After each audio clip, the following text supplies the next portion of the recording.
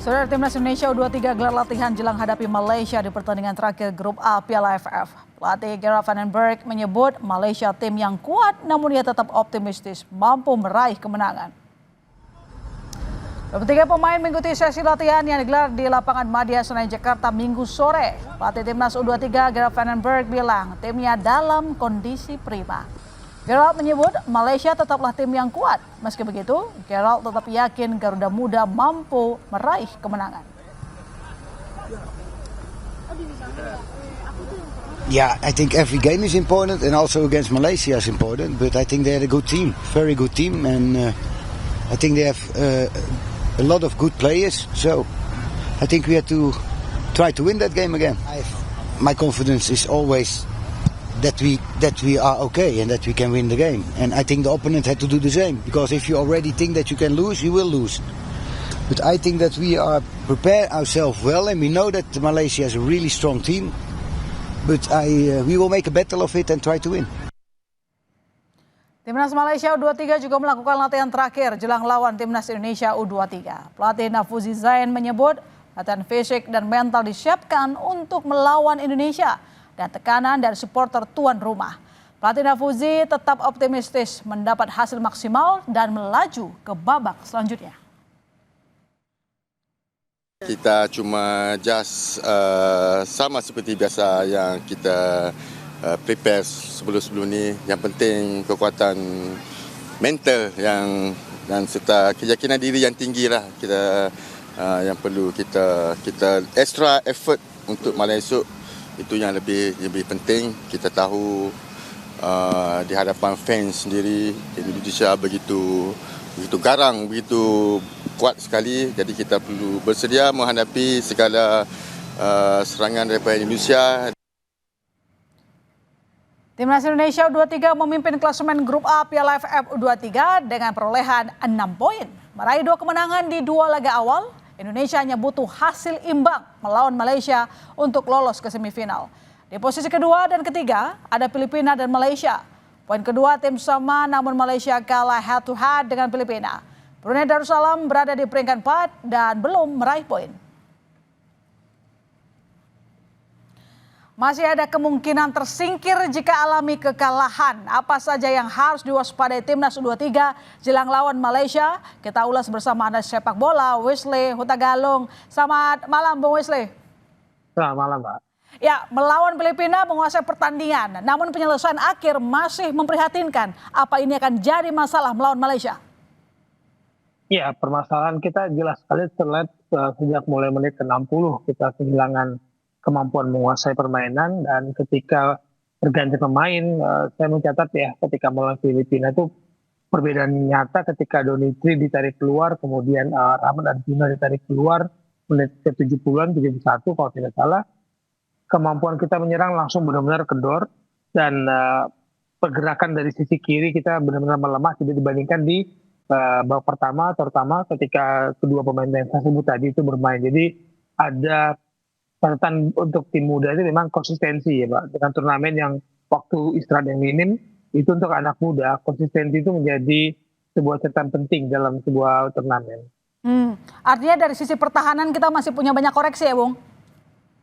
Pertahanan oke, masih karena kalau menurut saya melawan Brunei kita tidak mendapatkan ancaman yang nyata. Melawan Filipina pun tidak terlihat ya. Filipina cuma melepaskan berapa kali, 4 kali serangan, cuma 1 target.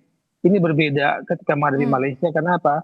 Bukan soal teknis lagi, tapi ini soal mental, dan kerap kali kita mengangkat pertarungan melawan Malaysia itu di atas teknis. Jadi faktor non teknis akan menjadi permasalahan. Jadi semoga Gerard van den Berg sebagai pelatih dan timnya bisa mengembalikan konsentrasi pemain-pemain muda kita hanya ke teknis. Jangan main-main non teknis, karena itu pintar sekali Malaysia akan mengganggu kita. Oh, jadi kalau misalnya melawan Malaysia nanti, riskankah jika pelatih Gerard van den Berg merotasi pemain? Rotasi selalu pasti ada ya Mbak, karena pelatih tahu kondisi pemainnya seperti apa, dan setiap game plan, setiap strategi itu diracik sesuai dengan kondisi tim dan lawan yang akan dihadapi. Nah, saya melihat bukan karena secara Indonesia, bukan karena kita orang Indonesia, tapi melihat gaya bermain Malaysia nggak istimewa banget. Oke. Kalau babak pertama kita bisa bertahan di babak kedua gaya bermain kita menghadapi Brunei, menghadapi Filipina, saya yakin kita nggak usah ngomong seri, kita ngomong menang. Oh Tapi gitu. itu mentalnya jangan diganggu oleh faktor non teknis. Oke. Tapi kan begini, memang di atas kertas kita unggul ya di klasemen A begitu, dan Malaysia ada di bawah kita. Tapi tetap saja kan kita harus setidaknya imbang, jangan sampai kalah begitu. Jadi catatan-catatan apa yang bisa Bung Wesley sampaikan? Mungkin evaluasi dari permainan dengan Filipina kemarin, karena kan jangan lupakan sejarah kita bermain dengan Malaysia, kita lebih banyak kalahnya daripada menangnya gitu loh, Bung. Ya tadi saya katakan tadi beberapa tahun lalu ya, saya harus mundur ke sebelum era Sintayong. Kita tuh kadang-kadang inferior lawan Thailand, lawan Vietnam. Sebenarnya kita bisa unggul lawan Malaysia, tapi karena terganggu oleh emosi ingin memperlihatkan bahwa kita lebih dikdaya dari Malaysia. Jadi permainan emosi itu yang mengganggu teknis. Nah, kalau saya lihat permainan kita di 2 pertandingan lawan Brunei dan lawan Filipina, pertama konsistensi tadi saya katakan, lalu yang kedua memasuki sepertiga permainan lawan, kita kehilangan sentuhan yang harusnya tidak boleh terjadi lagi, ketajaman kita di daerah lawan, karena kita sudah meracik permainan bagus dari bawah ke tengah. Ketika sepertiga kita oke, sepertiga tengah oke, sepertiga depan ini ketika di pertahanan lawan ini yang menjadi kelemahan kita di 2 pertandingan ya. Mbak Brunei jangan dihitung deh Mbak, Malaysia juga lawan Brunei jangan dihitung deh kemarin gitu, karena Brunei tidak memberikan ancaman nyata. Ujian kita lawan Filipina waktu Malaysia menang kalah 0-2 lawan Filipina, dan kita menang 1-0 lawan Filipina. Itu saja jadikan acuan saya tuh untuk menghadapi Malaysia nanti.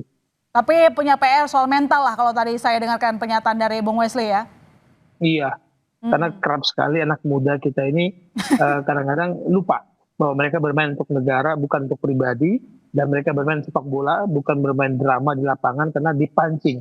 Karena orang Malaysia tahulah, orang Indonesia ketika dipancing emosi keluar, itu semua strategi, semua game plan hilang. Ya, buyar gitu ya, karena soal ego aja jadinya buyar. Padahal mungkin secara taktis kita lebih unggul. Lagi tadi seperti kita sebutkan bahwa di atas kertas kita unggul begitu kan.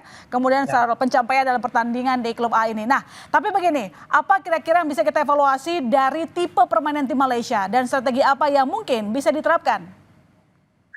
Kalau Malaysia belajar dari 2 pertandingan ini ya, patokan saya hanya 2 pertandingan ketika mereka mengalahkan Brunei dan kalah 0-2 dari Filipina, bahwa Malaysia bermain juga tidak terlalu organisasi rapi, pertahanan mereka juga banyak ruangnya, terbukti kemarin Brunei masih bisa masuk, bahkan setengah 5 kali, 6 kali mereka berhasil masuk ya, Brunei masuk ke pertahanan Malaysia, jadi ruang itu ada. Tinggal kalau kita ini rotasi yang dilakukan oleh Gerard van der Merwe ini di lini depan akan berisiko kalau dia tidak bermainkan Jens Reven sejak awal, karena Hoki Caraka kemarin masih belum menemukan sentuhannya dibandingkan dengan teman-temannya Ryan Hanan, Dimitri atau Gina. Ya, harus lebih kerjasama tim yang lebih kompak lagi begitu. Dan Bung Wesley, apakah ada pemain kunci Malaysia yang perlu diwaspadai oleh Garuda Muda? Karena kita tahu bahwa Malaysia maunya nanti ketika bertemu dengan Indonesia maunya bermain mati-matian, karena itu jadi tiket mereka untuk lolos gitu loh Bung. Pasti mereka mainnya juga habis-habisan lah. Bola itu bundar Bung. Hitungan saya sih jujur ya Mbak, nggak ada pemain Malaysia yang spesial di mata saya melihat permainan mereka. Oke. Nggak ada. Tapi kalau mereka bisa merusak emosi pemain kita, itu yang repot, karena di sebelah grup ini kan Filipina oke lah, pasti menang lawan Brunei lah ya. Meskipun tidak mau mendahului Tuhan, tapi melihat permainan mereka Brunei dalam 2 pertandingan, oke.